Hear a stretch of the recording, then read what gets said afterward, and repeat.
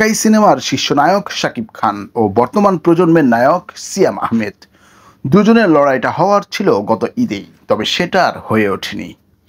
ঈদে না হলেও মাসখানেকের ব্যবধানে আবারও মুখোমুখি হচ্ছেন এই দুই নায়ক। তবে বাস্তবে নয়, শাকিব সিয়ামের লড়াইটা হবে পর্দায়।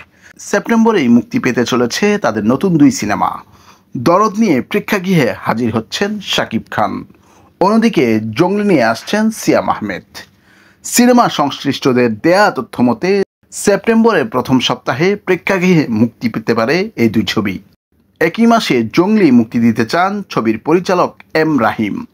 তিনি জানিয়েছেন সেপ্টেম্বরে জঙ্গলি আসতে পারে প্রেক্ষাগৃহে, সেভাবেই সব কাজ চলছে। মুক্তি চূড়ান্ত দিনক্ষণ চূড়ান্ত না হলেও দরদের সঙ্গেই প্রেক্ষাগৃহে মুক্তি পাবে। একদিকে ডালিউড কিং শাকিব খান ক্যারিয়ারের সেরা সময়টাই পার করছেন। তার শেষ সিনেমা তুফান বাংলা সিনেমার অনেক রেকর্ডই ভেঙে দিয়েছে। সবশেষ তার সিনেমা প্রিয়তমা, রাজকুমার আর তুফান সুপার হিটের তকমায়। সেই সঙ্গে পারিশ্রমিকও বাড়িয়েছেন কোটি টাকায়।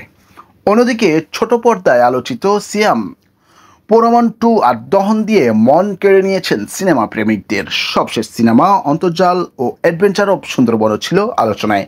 এবার জঙ্গলি দিয়ে শাকিব খানের সঙ্গে কতটুকু টেক্কা দিতে পারবেন সেটাই দেখার বিষয়। ভক্তরা আশা করছেন দুটি ছবি ঘিরে প্রেক্ষাগৃহে দর্শকদের উন্মাদনা দেখা যেতে পারে, কারণ বর্তমান সময়ে শাকিব খানের ছবি মানেই প্রেক্ষাগৃহে বাড়তি উন্মাদনা।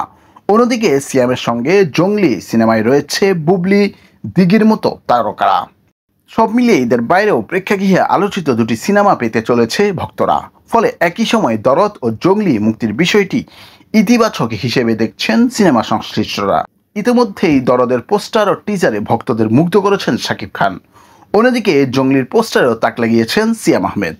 সবকিছু ঠিক থাকলে দুই সিনেমা দিয়ে দারুণ জমে উঠবে দেশের সিনেমা বাজার।